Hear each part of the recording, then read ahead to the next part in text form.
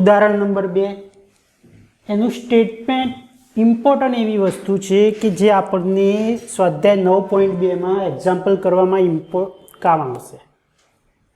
શું છે એ સ્ટેટમેન્ટ જોઈએ કે જો કોઈ ત્રિકોણ અને ચતુષ્કોણ એક જ પાયા પર હોય અને બે સમાંતર રેખાઓની એક જોડની રેખાઓ વચ્ચે આવેલા હોય, એટલે કે બે સમાંતર રેખાઓ વચ્ચે આવેલા હોય તો ત્રિકોણનું ક્ષેત્રફળ સમાંતર બાજુ ચતુષ્કોણ કરતાં અડધું થાય.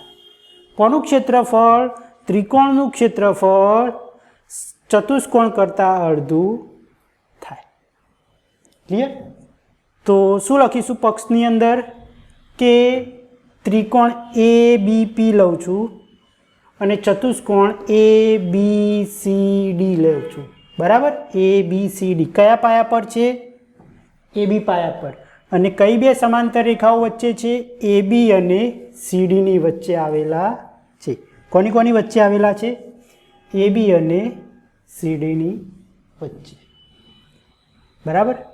ચાલો શું સાબિત કરીશું કે ત્રિકોણનું ક્ષેત્રફળ ચતુષ્કોણના ક્ષેત્રફળ કરતાં ચતુષ્કોણના ક્ષેત્રફળ કરતાં અડધું છે. એટલે કે area of ABP is equal to half area of ABCD. Clear? આપણે આવું પ્રૂવ કરવાનું છે. તો હું શું કરું છું કે BQની રચના કરું છું અને BQ હું એવું લઉં છું જે APને સમાંતર થાય.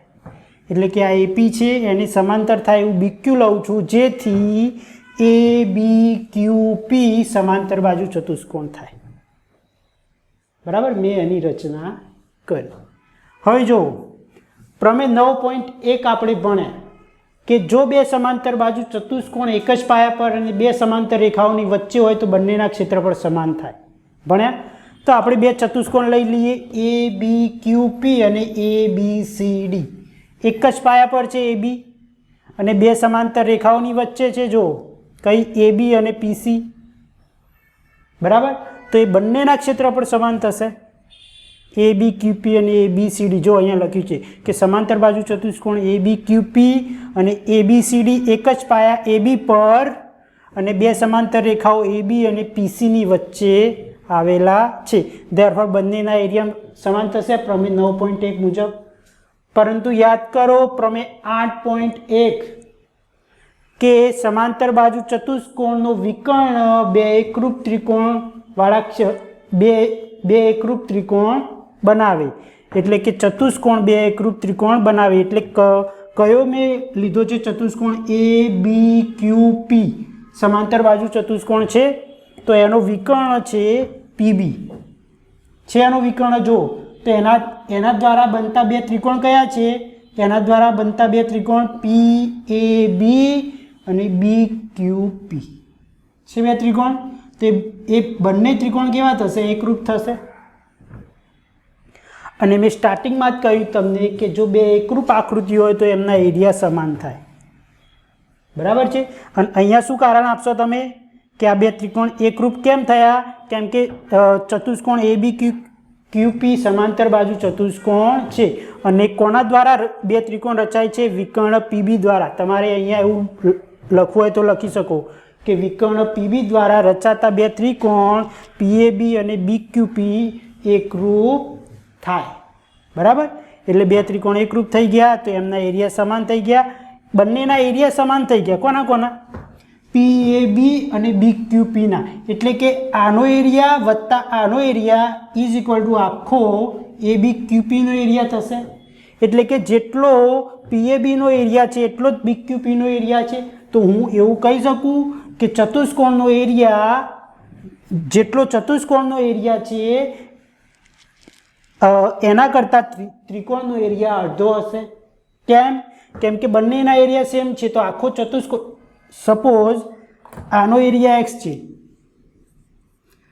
બીજા ત્રિકોણનો એરિયા x છે, બંનેનું મતલબ ચતુષ્કોણનો એરિયા કેટલો થશે? તો 2x. બરાબર? તો એક ત્રિકોણનો એરિયા કેટલો થશે? ત્રિકોણનો એરિયા x. ક્લિયર? તો હું એવું કહી શકું કે ત્રિકોણનો એરિયા બરાબર 1/2 ચતુષ્કોણનો એરિયા કહી શકું આવું? તો જુઓ અહીંયા કે area of PAB is equal to half area of ABQP, એટલે કે ત્રિકોણનો એરિયા ચતુષ્કોણના એરિયા કરતાં કેટલો થાય? અડધો થાય. પરંતુ એરિયા ઓફ ABQP કોને સમાન છે? જો એરિયા ઓફ ABQP કોને સમાન છે? એરિયા ઓફ ABCD, એટલે કે આની જગ્યાએ આ લખી શકું. તો જો એની જગ્યાએ લખી દીધું તો આપણે જે સાબિત કરવાનું હતું એ આવી ગયું. ક્લિયર? સ્વાધ્યાય 9.2 એનો દાખલા નંબર 1 શું છે? જુઓ અહીંયા કે આકૃતિ આપેલ છે અને આકૃતિમાં સમાંતર બાજુ એક ચતુષ્કોણ આપેલો છે ABCD. ક્લિયર? અને એવું કીધું છે કે AE લંબ CD. AE લંબ CD. લંબ એટલે શું? કે જે પાયાને છેદે એ પાયા સાથે કાટખૂણો બનાવે. જો AE કોને લંબ છે? DC ને. DC ને લંબ છે એટલે DC સાથે શું બનાવે? કાટખૂણો એ બનાવે. સિમિલરલી CF લંબ AD. CF એટલે કે C માંથી AD પર દોરેલો લંબ એટલે કે CF એ પણ શું બનાવે? 90 ડિગ્રી. લંબ એટલે શું બનાવે? કે પાયા સાથે, જે પાયો હોય એના સાથે શું બનાવે? કાટખૂણો બનાવે. હવે આપણે ધોરણ 8ની અંદર એવું ભણીને આવ્યા કે સમાંતર બાજુ ચતુષ્કોણનું ક્ષેત્રફળ પાયો ગુણ્યા પાયા પરનો વેધ થાય. આવું આપણે 8મા ધોરણની અંદર ભણી આવ્યા. બરાબર? તો અહીંયા તમને એવું આપેલું છે, જો કંઈક બાજુઓના માપ આપેલા છે. કયા આપે છે? AB બરાબર 16 આપે છે. જો અહીંયા AB ઇઝ ઇક્વલ ટુ 16 આપ્યા છે. પછી AE આપ્યું છે. AE is equal to 8. આ 8 છે, આ 8 છે. પછી CF 10 છે, આ 10 આપેલા છે. બરાબર? તો આપણે ફાઇન્ડ કરવાનું છે AD. શું ફાઇન્ડ કરવાનું છે? AD. ક્લિયર? જો ABCD સમાંતર બાજુ ચતુષ્કોણ છે એટલે સામસામેની બાજુ સમાન થાય. જો AB 16 હોય તો આ બી 16 થશે. ક્લિયર? તો આપણે એ પહેલાં લખી દઈએ કે AB 16 છે તો આ બી 16 થશે. તો અહીંયા લખું છું સમાંતર બાજુ ચતુષ્કોણ ABCD. AB is equal to CD is equal to 16 centimetre થશે. સામસામેની બાજુઓ સમાન છે એટલે AB 16 છે તો CD બી શું થશે? 16 થશે. હવે મેં હમણાં જ કહ્યું કે સમાંતર બાજુ ચતુષ્કોણનું ક્ષેત્રફળ પાયો ગુણ્યા પાયા પરનો વેધ થાય. તો અહીંયા જો લખું છું કે area of ABCD is equal to શું કીધું મેં? કે પાયો ગુણ્યા પાયા પરનો વેધ. જો અહીંયા કે પહેલાં આ પાયો લઉં છું. કયો? CD પાયો લઉં છું. તો CD પાયા પર વેધ કયો આવે છે? જુઓ AE આવે છે. આવે છે? તો પહેલાં એ લખું છું. જુઓ ઇઝ ઇક્વલ ટુ પાયો કયો લીધો આપણે? CD. અને એના પરનો વેધ કયો આવે છે? ગુણ્યા AE. જો ઓકે, એટલે કે શું મળી? Area of ABCD is equal to આ મળી ગયું. આને નંબર 1 આપી દઉં છું. ક્લિયર? ચાલો હવે જો પાયો આ લઈ લઉં છું. પહેલાં આ પાયો લીધો કેમ કે વેધ 2 આપેલા છે. તો સમાંતર બાજુ ચતુષ્કોણનું જેટલા વેધ હોય એટલાથી આપણે ક્ષેત્રફળ ફાઇન્ડ કરી શકીએ. બરાબર? તો હવે આ લઈ લઉં છું વેધ. પાયો કયો? AD. તો એના પરનો વેધ કયો થશે? CF. તો જુઓ અહીંયા કે એરિયા ઓફ અને area of ABCD is equal to, હવે નથી લખતો સૂત્ર, ડાયરેક્ટ લખું છું પાયો AD ગુણ્યા વેધ કયો છે? CF. એને આપી દઉં છું નંબર 2. ક્લિયર? શું થાય? અથવા તો અહીંયા અહીંયા એવું જ લખો કે સમાંતર બાજુ ચતુષ્કોણનું ક્ષેત્રફળ બરાબર પાયો ગુણ્યા પાયા પરનો વેધ. એવું જ કરી નાખો એટલે ઇઝી પડશે તમને કે સમાંતર બાજુ ચતુષ્કોણનું ક્ષેત્રફળ ઇઝ ઇક્વલ ટુ પાયો ગુણ્યા પાયા પરનો વેધ. એટલે તમને આઈડિયા આવી જશે સૂત્ર પરથી. જો અહીંયા ડાબી બાજુ બંનેની સમાન છે સમાન, તો જમણી બાજુ સમાન થશે. તો પરિણામ 1 અને 2 પરથી શું થશે? જો ડાબા સરખા છે તો આ બંને સરખા, એટલે કે CD is equal to into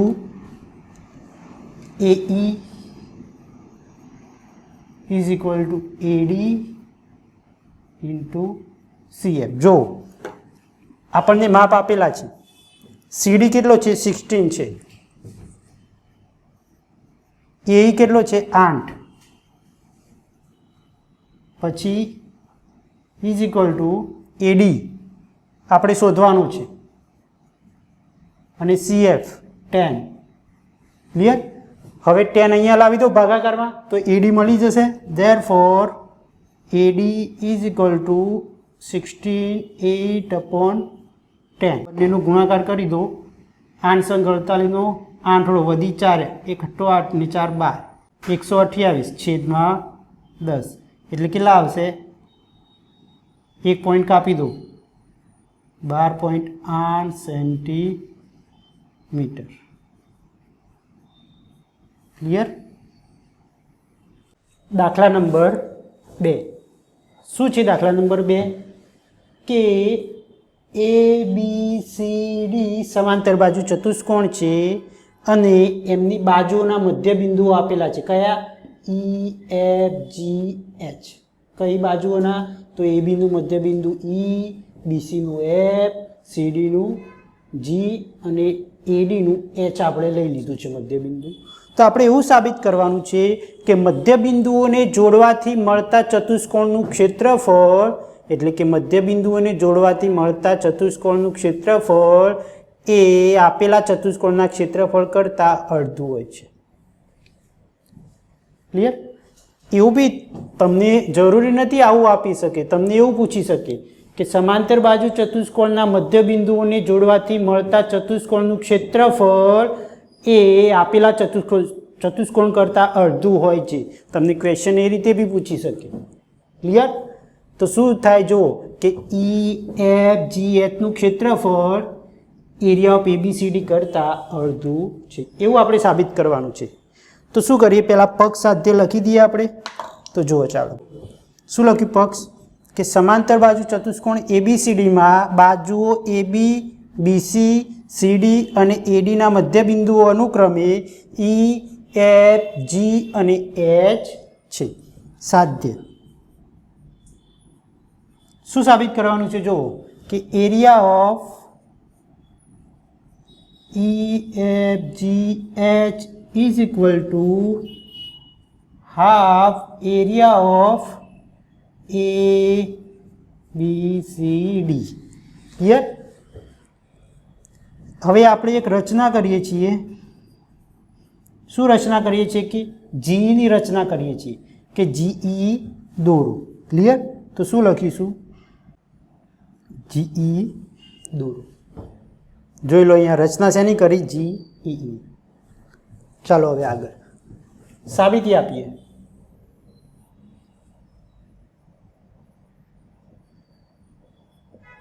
જો કે ABCD સમાંતર બાજુ ચતુષ્કોણ છે, તો AB સમાંતર CD અને AB બરાબર CD થશે.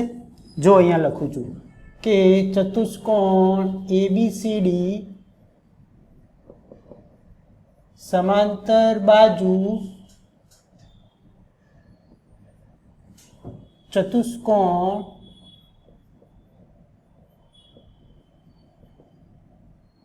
હોવાથી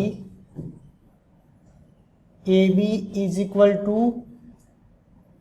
સીડી અને એબી સમાંતર સીડી થશે. કેમ? એની વ્યાખ્યા પરથી. બરાબર, કે એબી ઇઝ ઇક્વલ ટુ સીડી અને એબી સમાંતર સીડી. જો હવે શું કરું છું કે બંને બાજુ હાફ વડે લઈ લઉં છું. ઓકે, અને અહીંયા બી લઈ લઉં છું. ચાલો હાફ.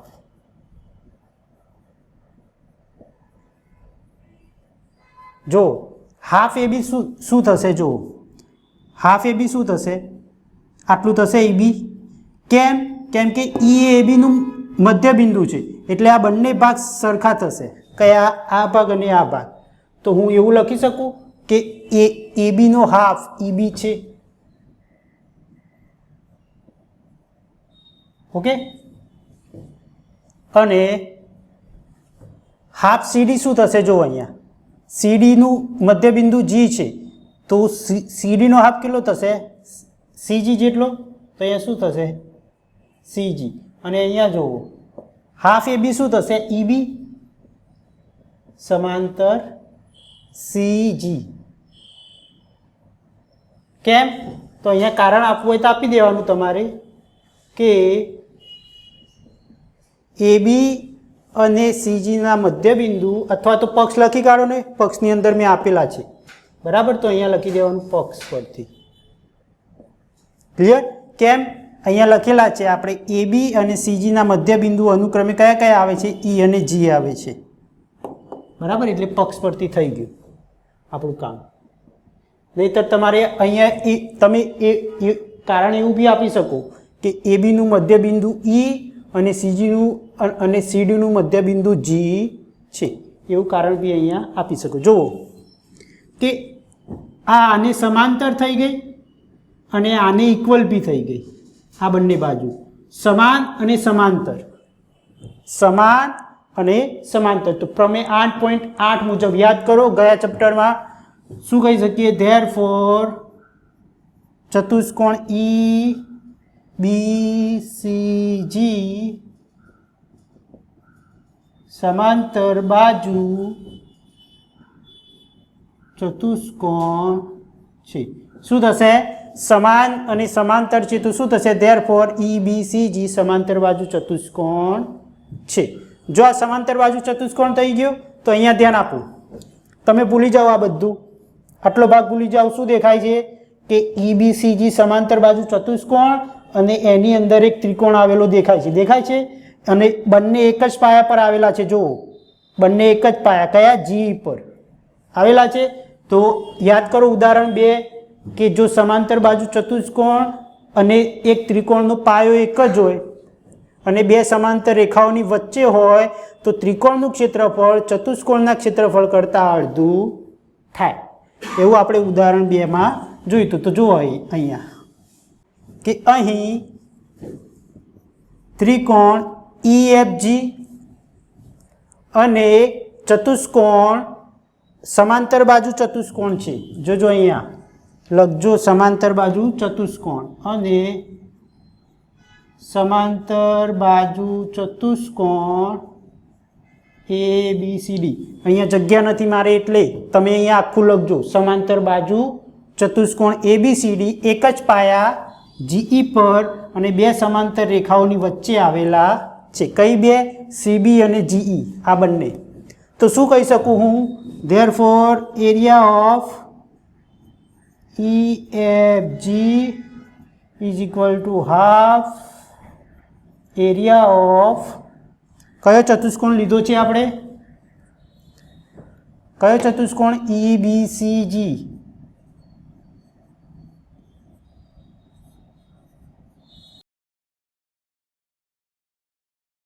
ક્લિયરલી? આને નંબર 1 આપી દઉં છું. જો અહીંયા સિમિલરલી અહીંયા જુઓ કે આપણે આ બી એબીનો હાફ છે, આ પણ મતલબ એબીનો હાફ છે અને આ સીડીનો હાફ છે. એટલે કે આ બંને બી કેવા થશે? સમાન અને સમાંતર. તો અહીંયા હું ડાયરેક્ટ લખું છું કે તે જ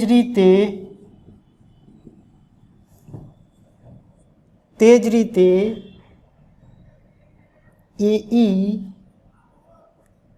સમાંતર GD અને AE is equal to GD થશે. AE સમાંતર GD અને AE is equal to GD. બરાબર. કેમ? આ જ રીતે સેમ ટુ સેમ. તો અહીંયા લખી કાઢું છું પક્ષ. તો શું થશે? ધેરફોર ચતુષ્કોણ AEGD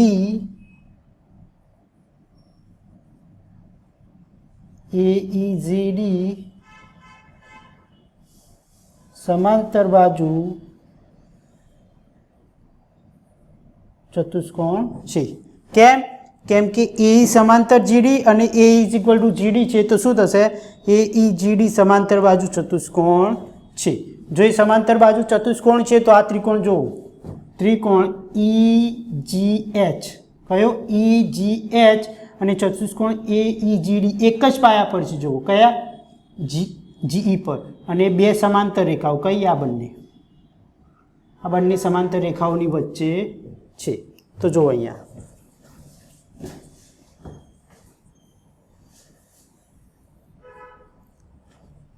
ત્રિકોણ કોની વચ્ચે આવેલા છે? જો કે ત્રિકોણ EHG અને સમાંતર બાજુ ચતુષ્કોણ AEGD એ એક જ પાયા GE પર અને બે સમાંતર રેખાઓ GE અને AD ની વચ્ચે આવેલા છે. તો શું થશે? આની જેમ કે therefore area of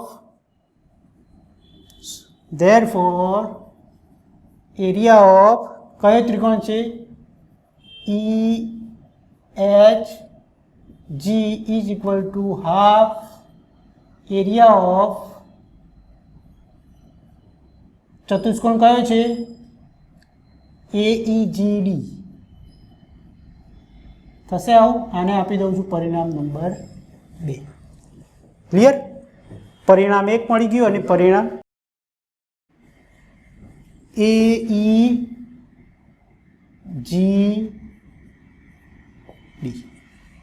ક્લિયર? મળી ગયા. હવે શું કરું છું? જો કે પરિણામ 1 અને 2 નું સરવાળો કરું છું. અહીંયા જોજો તમે કે પરિણામ 1 અને 2 નો સરવાળો કરતા તો area of EFG plus area of EHG is equal to area of, જમણી બાજુનો કરું છું, 1/2 area of EBCG plus 1/2 area of કયો છે? AEGD.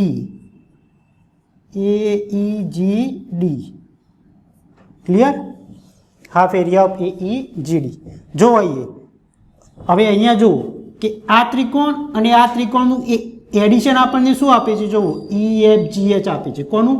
આ બંને ત્રિકોણ એડિશનથી શું મળે છે? EFGH. તો અહીંયા હું શું લખી શકું કે area of EFGH is equal to half, બંનેમાંથી હાફ કોમન લઈ લઉં છું. હાફ કોમન લઈ લઉં તો અંદર શું વધે? જો area of EBCG plus area of AEGD. Clear? શું કરી? જુઓ કે બે ત્રિકોણનું એડિશન, આ બે ત્રિકોણનું એડિશન શું આપે? ચતુષ્કોણ. બરાબર.